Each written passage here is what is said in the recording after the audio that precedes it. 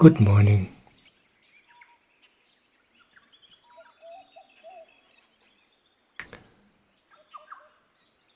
This morning I would like to answer a few questions I received via email, which were intended for the last live chat Satsang, which took place 2 days ago on Tuesday.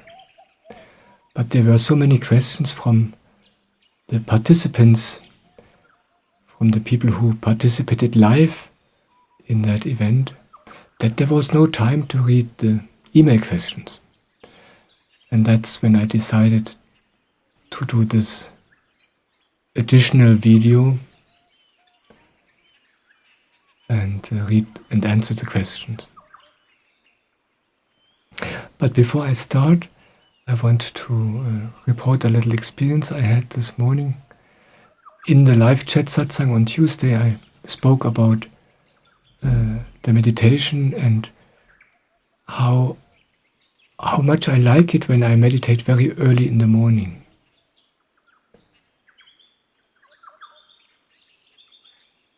I reported how I can feel the difference whether I meditate at 5 o'clock in the morning or at 6 or even after 6, because before 6 o'clock the world is so quiet and I can feel this in the meditation. But this morning I meditated very late, at 6:30 or briefly before 7 o'clock I began to meditate because I slept very long. The night before I had very little sleep because I was waking up very early for meditation. And then usually my body catches up the next night and sleeps much longer. And although I meditated rather late this morning, my body was rested. My body had enough sleep and I had such a nice meditation. And this reminded me about something I usually don't talk in my videos about. And that is that I never force myself to get up early in order to meditate early. I don't set an alarm to wake my body up so I can meditate early. I don't do this. What I try to do is I try to go to bed as early as possible, so then my body can get enough sleep, as much sleep as it needs, and then I wake up rested, and then I meditate. And for me, it's not good to deprive my body of sleep and meditate very early. I don't like it. The meditation is different then. And the best way is for me to wake up very early but totally rested and then meditate. So this morning it was all different. I woke up late, I meditated late, but the body was rested and I loved it. Yes, and that's what I wanted to share. Yes, and now I want to read the questions, and I'm really happy that I can answer these questions now in a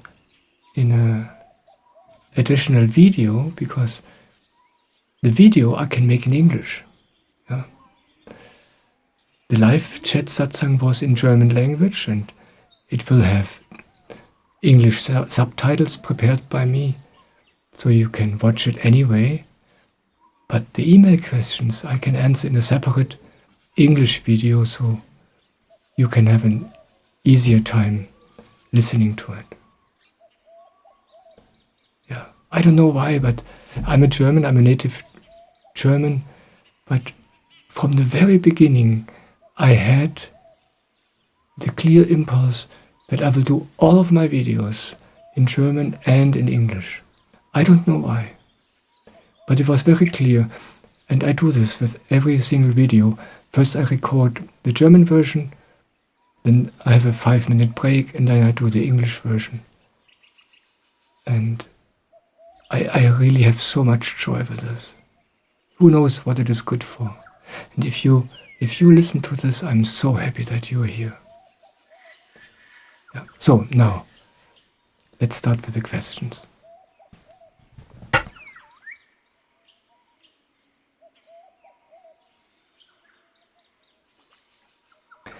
This question is from Simone. What can I say to someone who is struggling a lot with the death of someone close to them, especially with not being able to have said goodbye to them?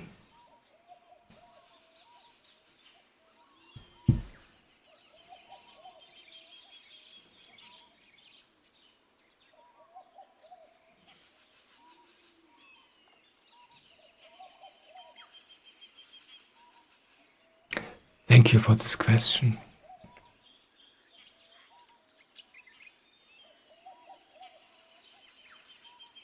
I want to answer this question on 2 different levels. The one level is you can't really say something to them. What will relieve them of their pain? It's not possible.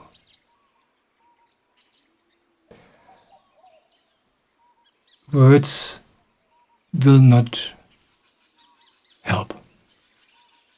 Not really. But there's something which will help.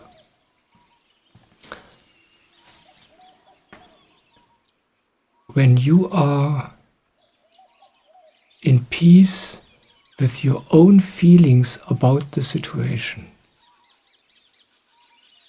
you have this other person, maybe it's a friend, maybe it's a family member, or maybe it's a colleague at work, and this person shares with you, and you feel the pain and the agony of this other person, and you feel helpless, and you would like them to feel better.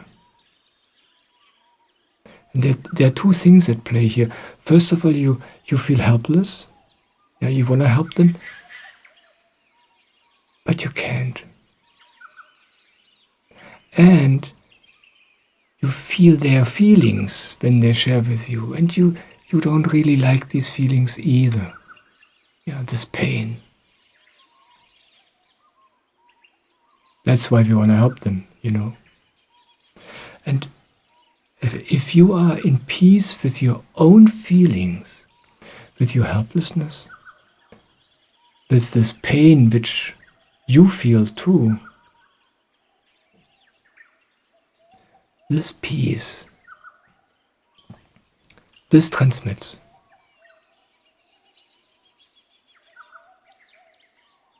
Words don't do it. But when you are in peace with this, then you can be really close to this other person, and this helps. This gives support. Then it's easier for the other person to also be in peace with her or his pain.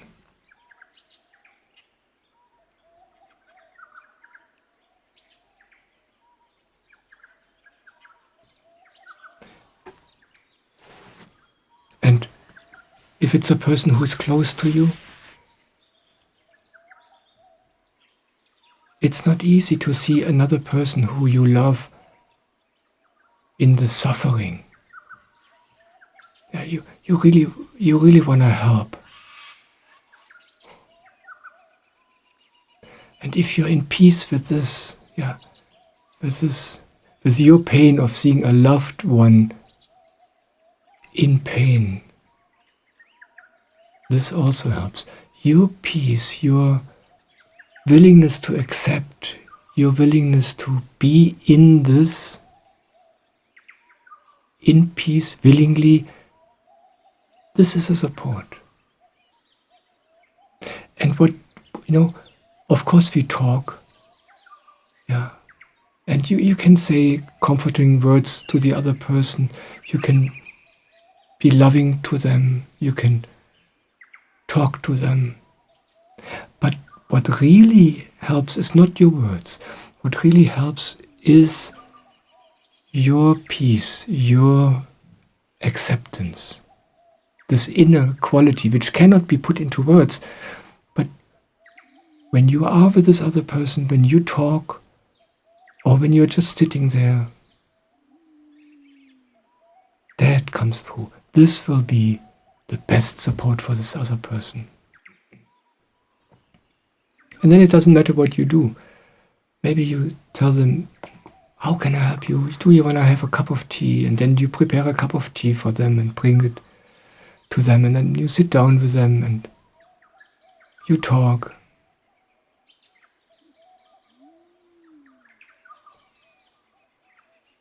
And what really helps is your inner peace. The other person doesn't have to know about it. But it will support the other person.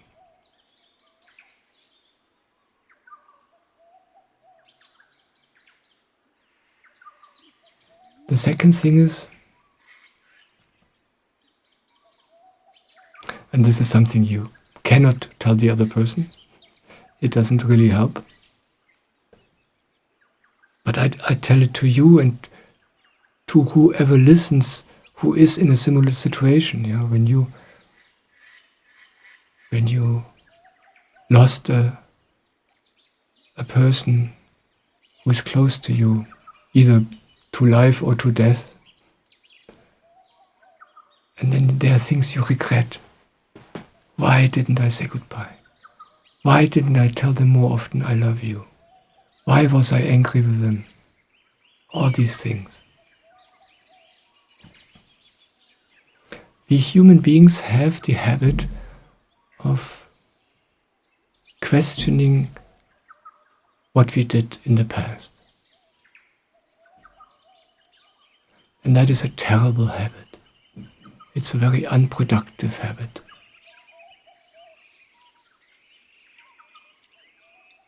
It is like this.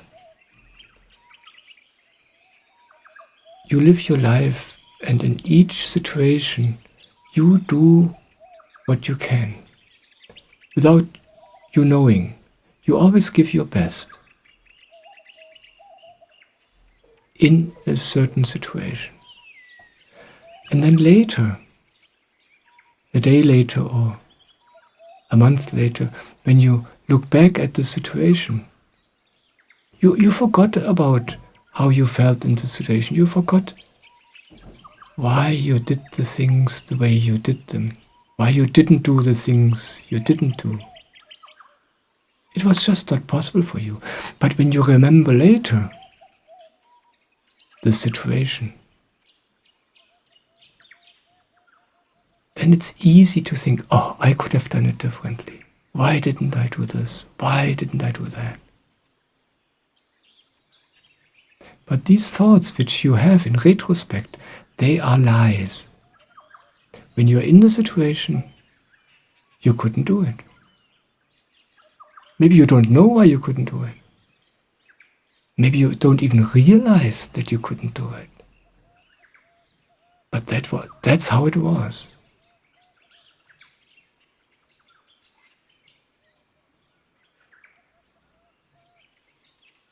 My master Soham, he has a habit. Since I know him, he has this habit, since 23 years. He never thinks about what he did in the past, never. He never questions it, he never tries to understand it. Sometimes he's being asked a question and he answers. And then sometimes this person comes back to him later and wants to talk about the same question again. And he says, why do you ask me this? I already answered. I don't want to think about it again. And this habit, I copied this habit. I'm the same now. What I did, I did. What I didn't do, I didn't do. I don't need to understand why. And this makes it so much easier. You know, we humans, we believe that it's good to question what we did. We believe this is how we learn. We believe this is how we will be able to do it better the next time. Yeah, if I torture myself now for the stupidity I did yesterday, I will be doing it better tomorrow. That's what we believe. But it's not true. The opposite is true.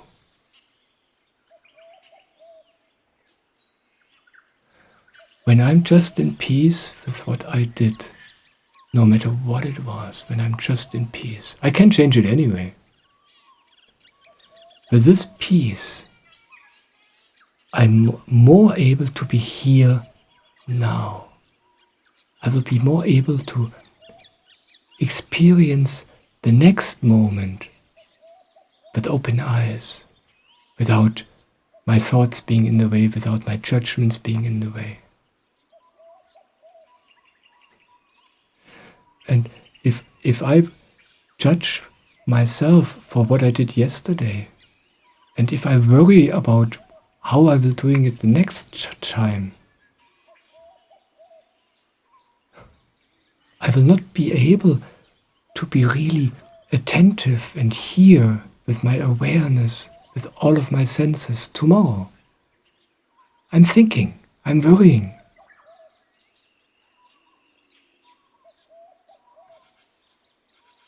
But the whole world believes this. It's amazing.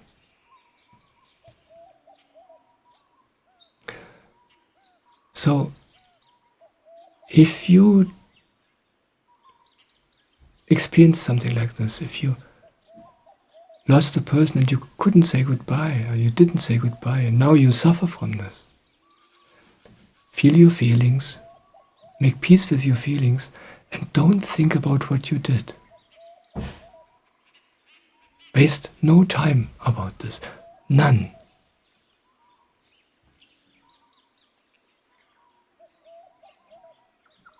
And I want to tell you a secret. You can say goodbye now. You are not able to get in contact with this other person anymore because this other person is not here anymore. You can't see this person anymore. But the soul of this other person, the soul is still around.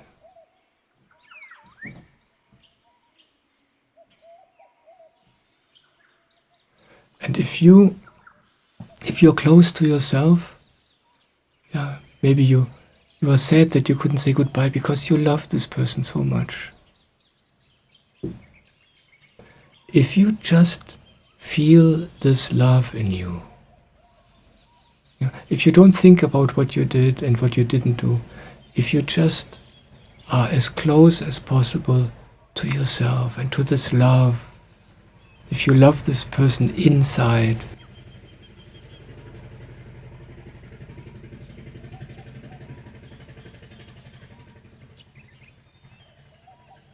then you are close to this other person. You don't know this, you can't perceive this, but the other soul can. You know, in reality we are all one. Of course you can't experience this. But the closer you are to yourself, the more you can love yourself and the more you can feel this love for this other soul, the closer you are to this other soul. You're just connected. And the soul will know. You don't have to talk about it in your head. Yeah, you don't have to put it into words. You can if you want, but this is how it works.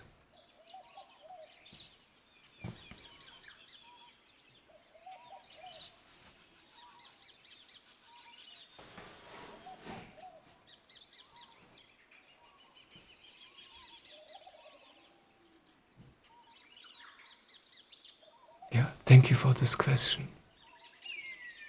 I know so many people who struggle with this. And Simone has another question which fits perfectly to what I just started to say. She writes, do you think we can be in touch with souls who have left their physical shell? Yeah, involuntarily I already started to answer the second question.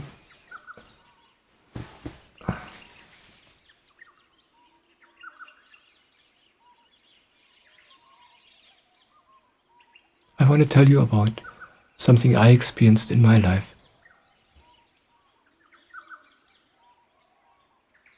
When my father died, I wasn't there.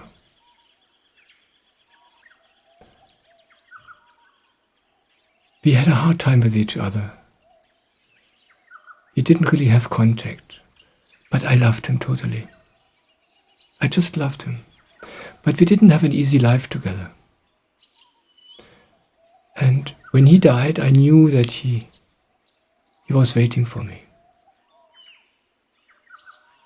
But I couldn't go. I couldn't. It's not that I had a problem with him. I wasn't even scared or anything like this. I just felt, no, it's better I don't go. But I loved him inside, totally, and I still do.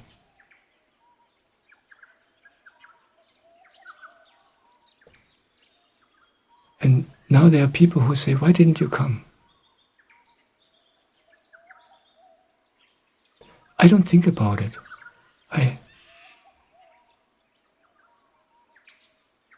I can feel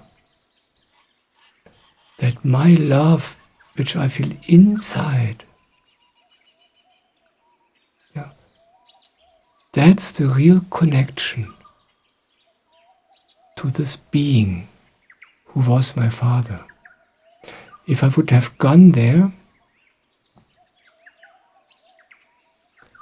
who knows what would have happened? Then our bodies would be in the way. Our life story would be in the way. The pain we experienced together in this life, that would be in the way.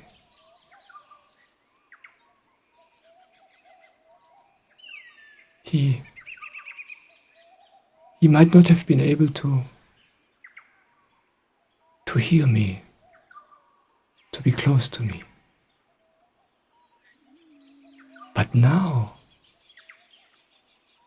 he's a soul, without the body, without the story, without all these hindrances. And when I'm close to myself and close to this deep love and gratitude I feel to him, that's my connection to him.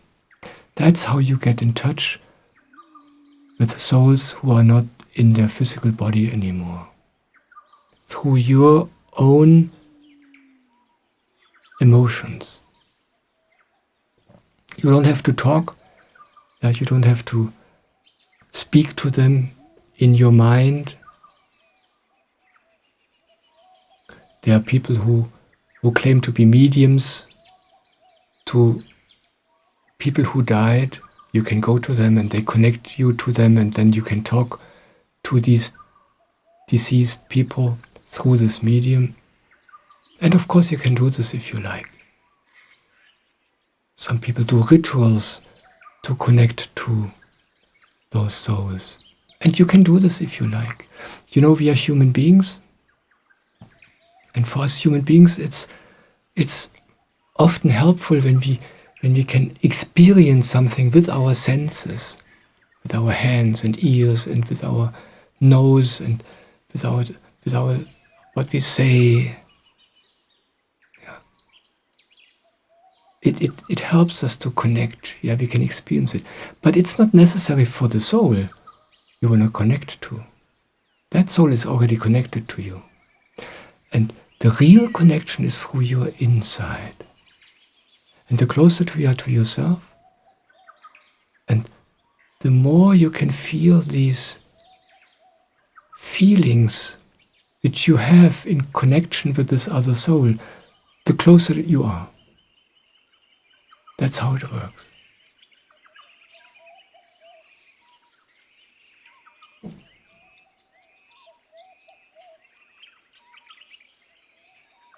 And you don't need rituals or other mediums. This is the pure, that's the real connection. And I cannot experience the soul of my Father inside of me. I can't say I see him or feel him directly, but I know that this connection is there. This I know, without any doubt. I know that he knows how I feel. That's all what matters, this inner connection. He knows about my gratitude, he knows about my peace with him, about my love with him.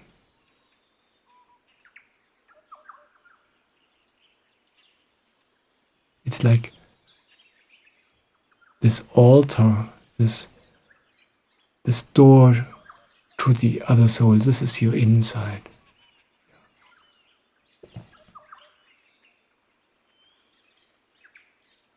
And if you regret something, then go inside, just feel this regret, but pure, without thinking about it, without judging yourself about it. Just feel the feeling. Make peace with it. That connects you to the other soul. If you feel pain, feel the pain. Make peace with the pain. Be as close to the pain as possible. Be as loving with the pain as possible. That connects you to the other soul.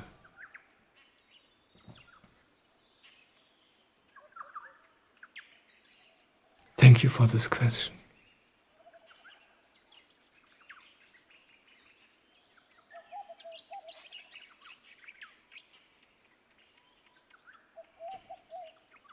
So let's see what else we have. Yeah.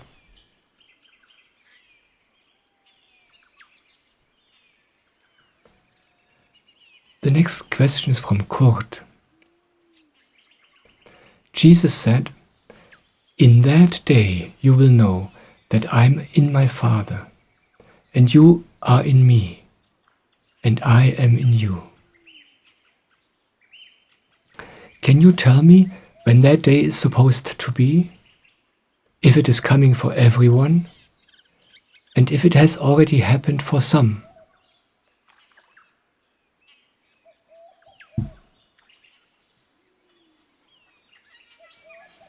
Thank you for this question, Kurt. This is a beautiful question.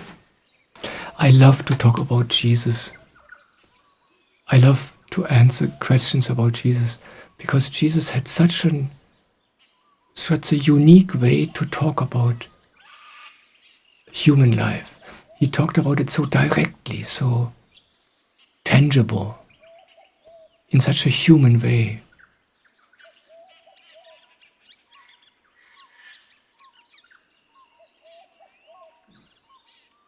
And what Jesus is doing is that he's describing how it works for each and every one of us. He describes the process a human being goes through on the way to heaven, on the way to happiness, on the way to God.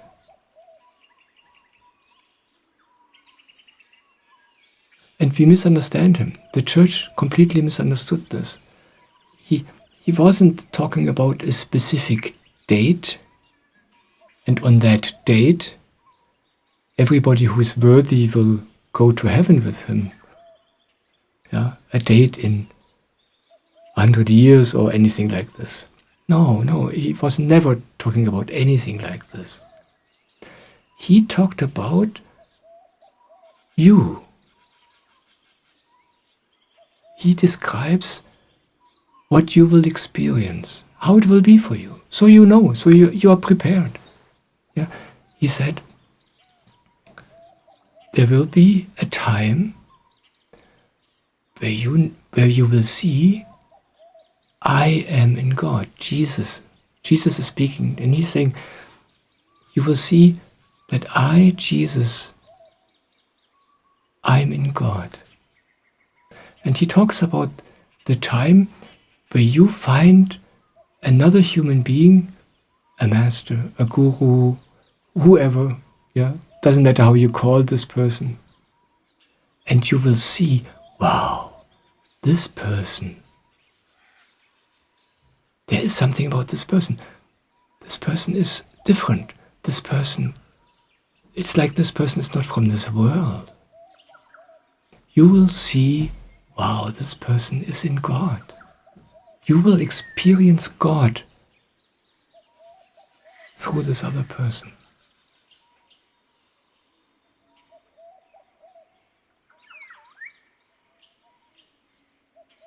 And then, later,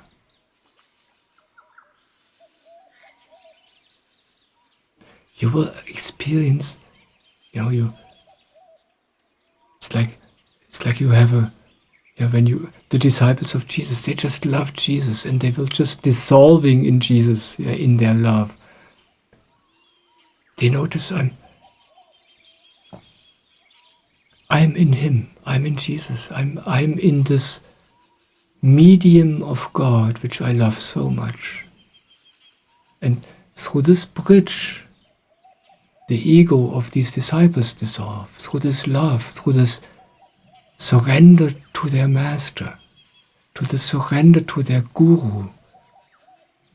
Yeah, they see God in their Jesus. Yeah, Jesus was a master, Jesus was a guru, one of the greatest gurus ever. And then it's like we lose our own identity and we are in our guru. Yeah, that's how a human being experiences it. And this is what Jesus says with the second part of the sentence. Yeah.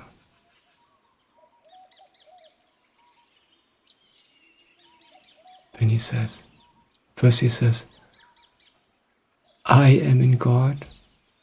And then the second is, you are in me. Yeah. And then the next step is you realize, you experience, oh, He is in me. It's all in me. Jesus is in me. My Master is in me. God is in me. I'm one. It's all in me. And this lifelong process, this description of the spiritual path,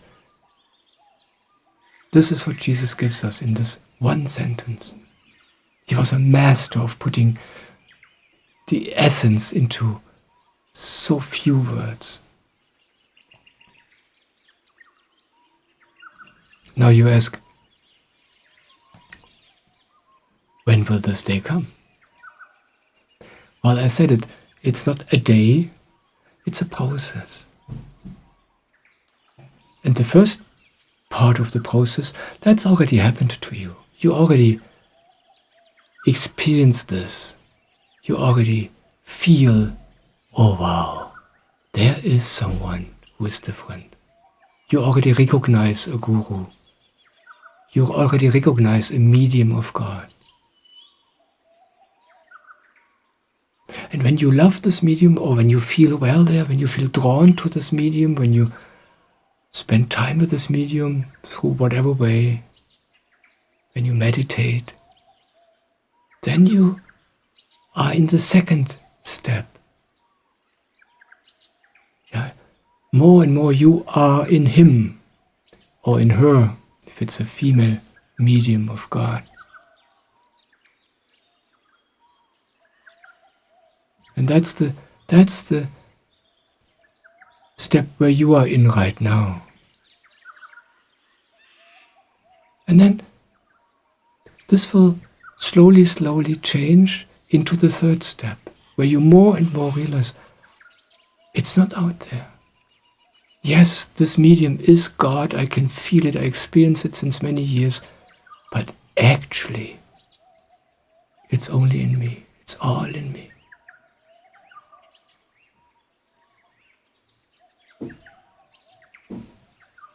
That's what Jesus is talking about. And yes, this day is here. And yes, you ask, will this day come for everybody? Yes. But for every person it comes at a different time. Yeah? I'm somewhere else on that path than you. And somebody else is somewhere else on that path than you are. This is just the process every human being goes through. And this is why we are here, in this life, on this earth, in this body.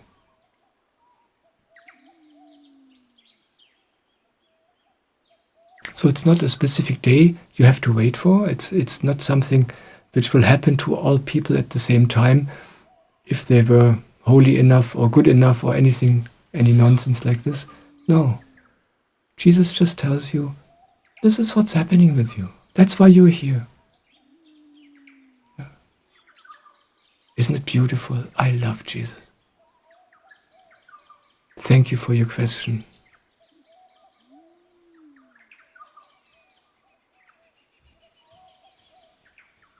So I think there are more questions.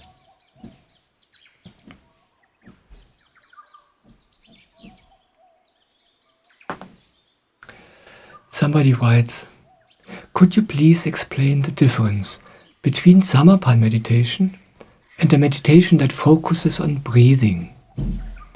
Also with the latter, I don't want to achieve anything. The only difference is that the concentration is not on the crown chakra but on the breath.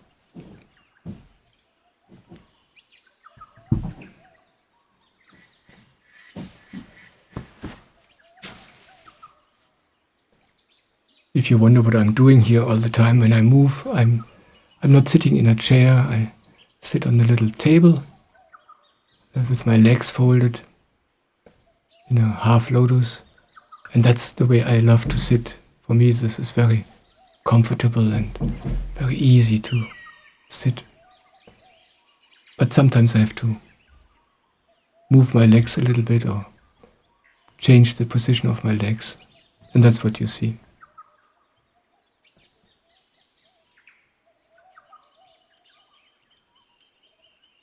Yeah, the breathing meditation is a wonderful meditation. Most meditations in the world are not really meditations. Meditation is when you don't want anything, when you don't wait for anything, when you don't want to achieve something, when you're just here. And I said, most meditations are not like this. Most meditations have hidden in them some goal, some agenda. But the breathing meditation is different. The breathing meditation is amazing.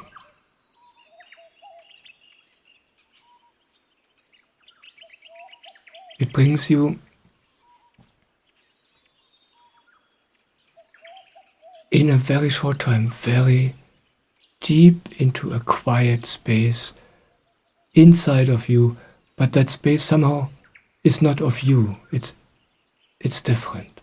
It really connects you to the essence, but you don't know it. But it's lovely.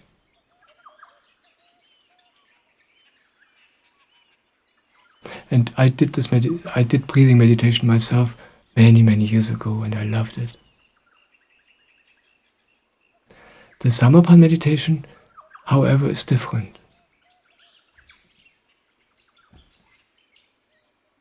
When you do the breathing meditation and you focus on the breath, it brings you in touch with the space inside of you which comes from elsewhere. But in a way,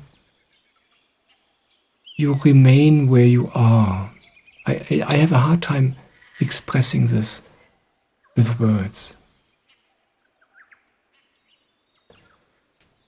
The breathing meditation reminds me of the time in my life where I experienced with my master, I have everything I want, I'm in total peace, There's nothing I wish for.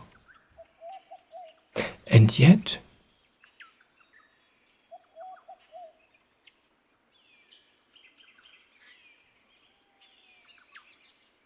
I knew there's something else.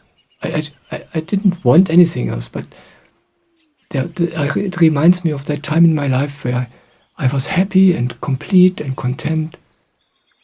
I was already 17 years with my master. But I noticed then, at that time, that's not what I'm here for. There's something else, but I haven't discovered this yet. And that's the time when the Samarpan meditation came into my life, and it is like this meditation opens a new dimension.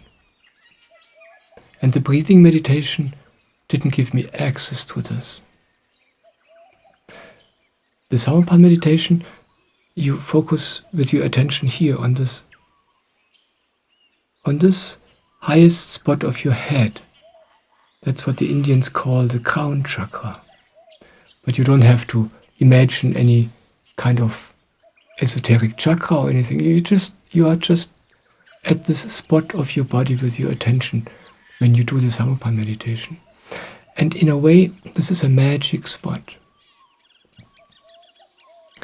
The spot for me is it's like the door between this world and the other world. It's the entrance to heaven for me. That's why all my videos have this intro in the beginning. Yeah, heaven is at hand when you know its gate, and this is the gate. And you can't open this gate yourself. You can't walk through, but you can feel it. And when you sit with your attention there, something magic happens over time, slowly, slowly.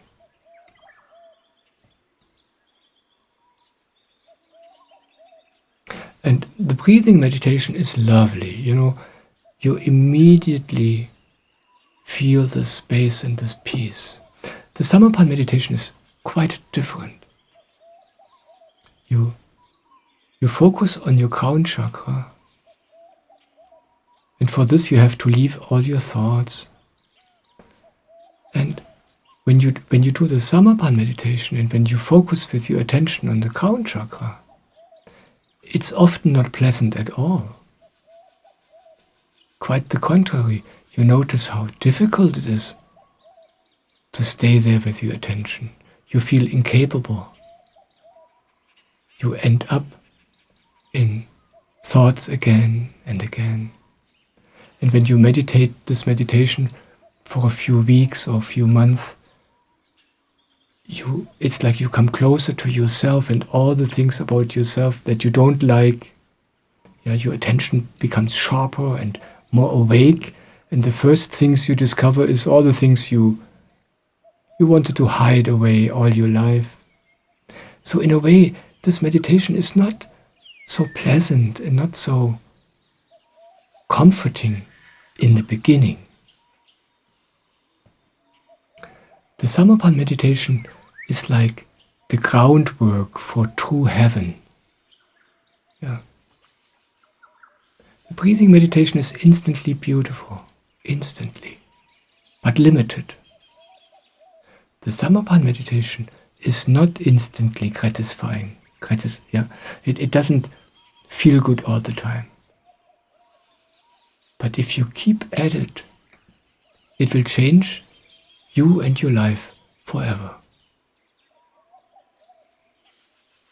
Jesus talks about this. Of course, he didn't call it Samarpan meditation. He said, the one thing you can do is sit at the door to the temple. He said, you can't open the door. Just sit there. The rest happens by itself. And that's what he was talking about. That's Jesus' words. Heaven is at hand. He said this. Here. That's what he meant. You can touch the door. It's at hand. And you sit with your attention at this door.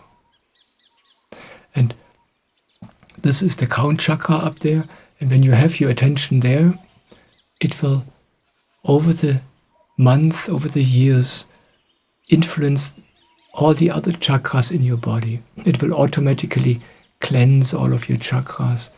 It will automatically align all of your chakras, all of your energy, slowly, slowly, changing you completely. And you don't know anything about it. It will bring you into peace with all the things which you have a problem with about yourself. And while this is happening, over time, slowly, slowly, your soul grows and this door opens slowly, slowly by itself.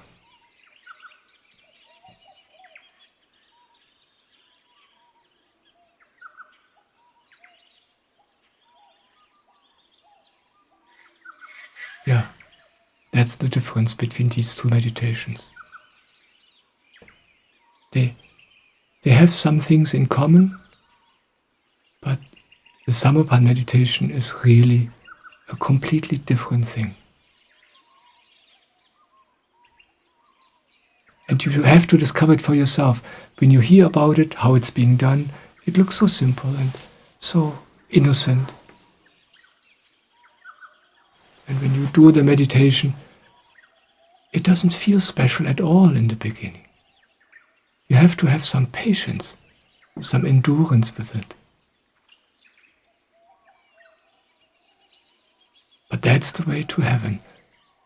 The special thing about this meditation is that it enables normal people who live in society, people like you, people like me, people with a family, a job, a life.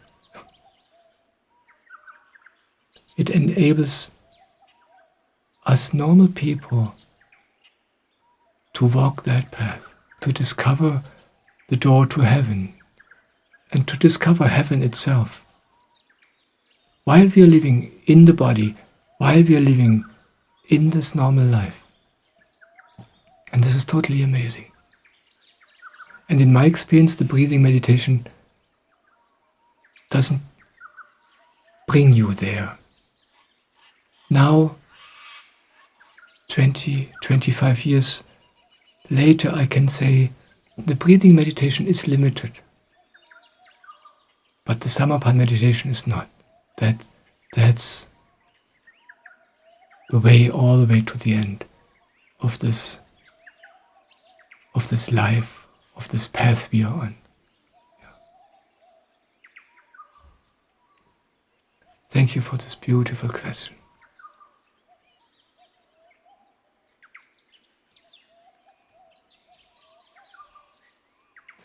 Yeah, let's see what else we have.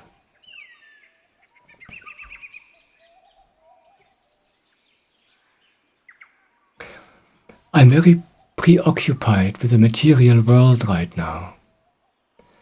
I just like nice things. I like traveling and a comfortable life, even though the most important thing in my life is my spiritual development and the path with Swamiji. Still, how can I combine the two? I realize how the thoughts of consumption and the thoughts of comfort and having things and earning money always distracts me very much. Perhaps you have a few words or suggestions for me. Yeah, thank you for this beautiful question. I love this question because this is how it is for us human beings, isn't it? For everybody. Yeah. We love our life. We love the beautiful things. And there's nothing wrong with it. Not at all.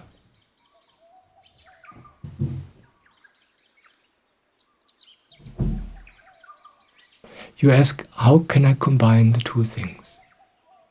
Well, you can't.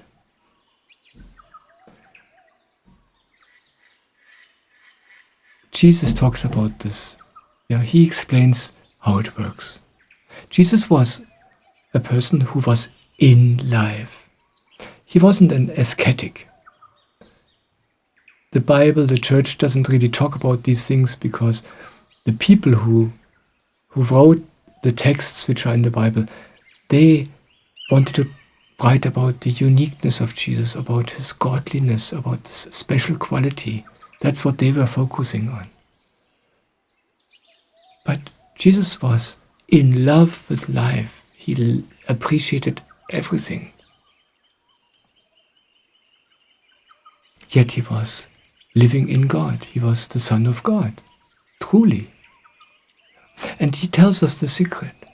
He says, put God first, and everything else will follow. It's like this in life. You can want one thing. Yeah? You can direct your attention, your energy to one thing. And that you will achieve. If you divide it, you will not achieve anything. If you want this, but also that, you won't get anywhere. There's one ancient mystic, I forgot his name, but he described it like this. It's like a normal human being is like horses all pulling in different directions. You want this, and you want this, and you want that, and you want that, and you want this, and you want that. And all these horses in you pull you into different directions, and the result is that you get nowhere.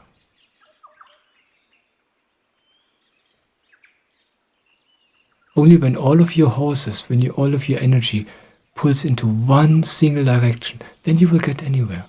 And it's true, you know this. There are people in the world who say, if you really want to be successful, you will be successful. And it's true. The only question is, which target, which goal do you choose? And that's what Jesus said. He said, choose God. And the special quality about that goal is, if you have this goal, if you want to choose God, all the other things will follow. Yeah? And that's my experience. If you choose the material world, if you want to be successful and make a lot of money, if this is your most important goal, you will succeed. Nobody can stop you. But then you have to forget all the other goals. But you will succeed. You will become wealthy, rich. But you won't be happy. It won't bring you anywhere. You will have money. You will have comfort. You will discover how empty it is. It will not make you happy. And that's what everybody does in this life.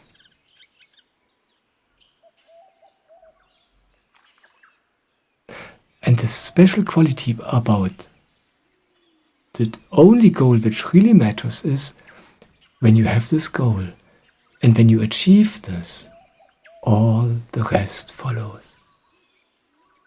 That's what Jesus said. And this is how it is. You put God first. This means you meditate. You sit at the door to heaven, at the door to the temple. And slowly, slowly, you will discover heaven in you. You discover true happiness. And the wondrous, miraculous thing about this is that then everything you experience in life changes. Everything becomes beautiful. It doesn't mean that everything becomes easy, but everything is beautiful for you. You begin to love everything. The food you taste is more delicious. The people around you, you can only love. They become more and more beautiful. And everything you need comes to you. without worry and without effort. There's nothing anymore you wish for. First of all, because you're totally happy anyway. And second, in some way you can't explain, it all comes to you by itself.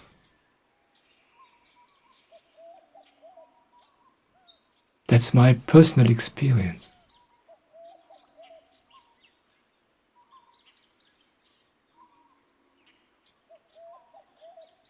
That's why Jesus said, why do you worry? Don't worry about all these things. Rest in God. It will all happen. And it really, practically, it is like this. Yeah, I'm not talking about some esoteric imagination of some heaven. I'm talking about practical life. Yeah.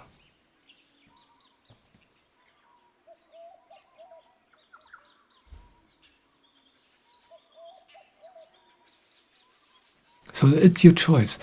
This is the only choice you have to make. What's the most important thing for me? Yeah? You ask, how can I combine the two? You can't combine goals. Have one goal. And choose that wisely.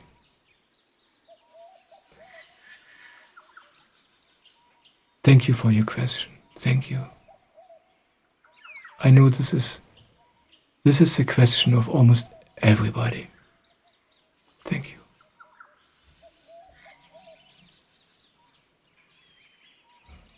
Let's see whether we have another question. Yes, there's one more. Oops.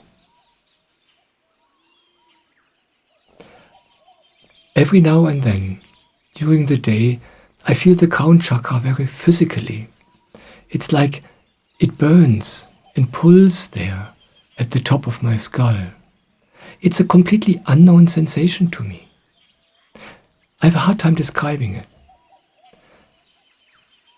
The sensation at the head is kind of unpleasant, but at the same time, joy emerges in me. Do you know this? Or has anyone else reported something similar?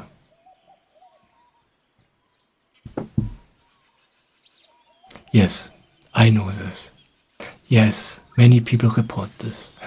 This is how it is. For me, it's like this when I meditate.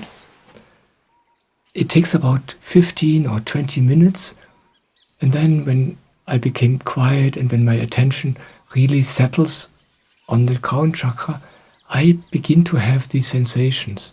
It's like as if something is moving there, physically. And I can feel it right now too. And yes, joy arises. Joy, you don't know the reason for this joy. It's just joy. It's just happiness.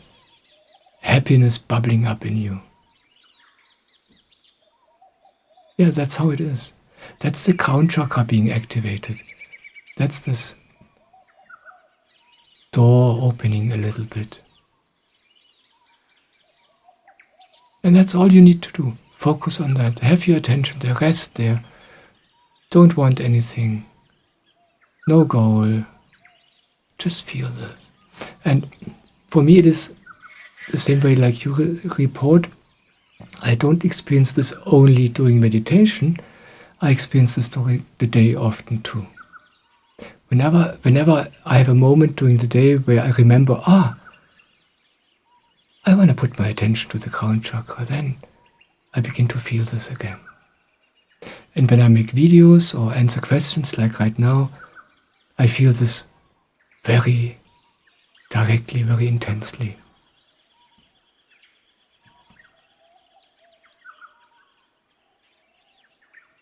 And yes, it can feel a little strange.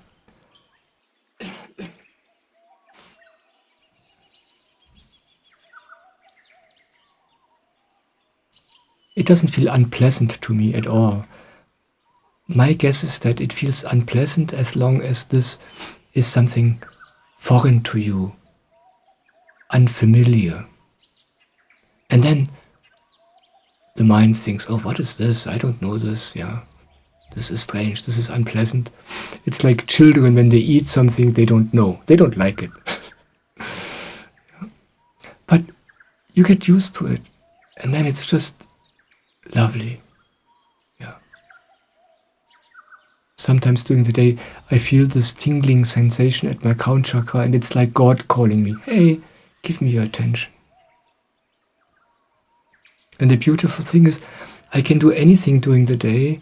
I can do work, I can program, I can cook, I can eat, I can talk. And yet, I feel my crown chakra in this way, and I have my attention at the crown chakra. Like when I make videos, my attention is at my crown chakra, nowhere else. And that's why I'm so connected to you, and that's why you like it so much, because that's all I do. I'm resting there, I'm sitting at the door to the temple. Yeah. And that's why I like this so much, because it's so practical, yeah? It's so tangible. It's not some esoteric idea, but something to experience. Everybody can experience it for themselves. Yeah. Thank you for your question. I love it. Enough for today. Thank you for all these questions. I love to answer these questions. You know, for me it is like, it's like in your life, you experience something new, you discover something new, but this new becomes normal very quickly, and then you barely notice it anymore because it became normal in your life. It's like you get a new car, and in the beginning, the smell of the car, and the touch of the steering wheel, and the feeling of the seats, and the sound of the engine, that's all new, and you notice everything. But then, 4 weeks later, it's just a car. It became normal to you. And that's how it is with all these inner things as well. And then my peace and my happiness and my heaven becomes normal to me. So I have a hard time talking about it, because there's nothing for me to talk about. But when I get questions, then I can talk about it. And then I remember. And then I can be happy about it even more. Yeah. And that's why I'm so grateful for your questions. Thank you. I love you.